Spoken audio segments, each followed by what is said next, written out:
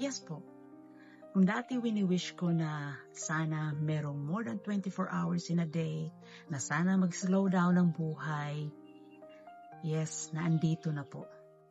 I'm living on it na po. Si tita nga po pala ito. Guys, hindi ko po ito nagagawa dati.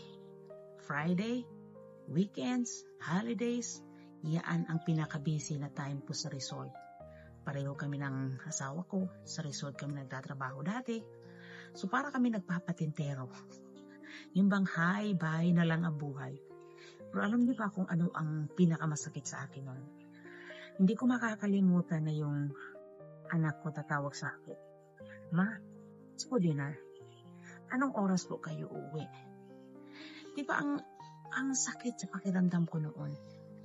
Yes, although gusto ko yung trabaho ko, I'm blessed na nakahanap ako ng magandang trabaho, nakakaraos din. Pero naandoon yung guilt feeling na, bakit ko dinala ang anak ko dito? Naiiwanan ko lang naman. Diba? Kung kayo po ay nagtatrabaho ng 2 o 3, makaka-relate kayo dito sa sitwasyon na ito. Now, akala ko dati, wala nang kawala, ganun na lang ang buhay. Pero guys, hindi ko akalain na isang video po na katulad nitong pinapanood nyo ngayon ang magiging daan para mabago po ang sitwasyon ko na yon.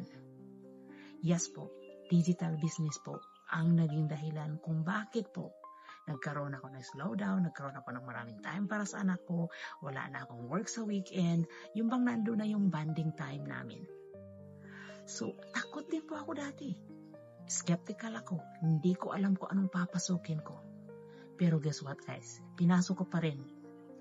Nung ma-invite ako doon sa loob ng community namin, doon ko nakita na, oh my God, these people are working few hours. And then mas malaki pa yung kinikita nila sa akin.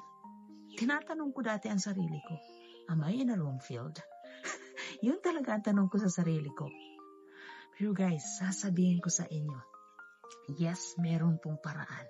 Sabi ko nga dati, kung kaya nila, kaya ko rin. And kaya nyo rin po. I believe in you.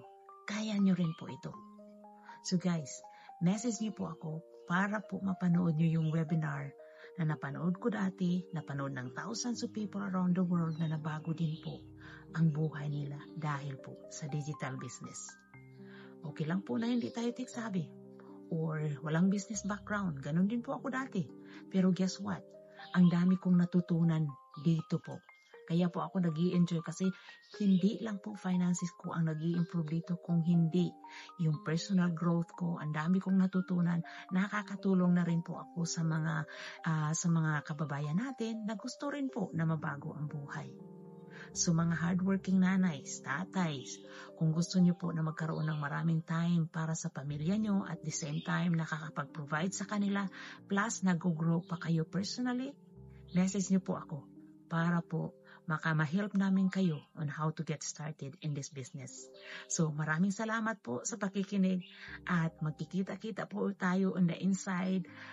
Looking forward po na makachat ko po kayo. Maraming salamat. God bless.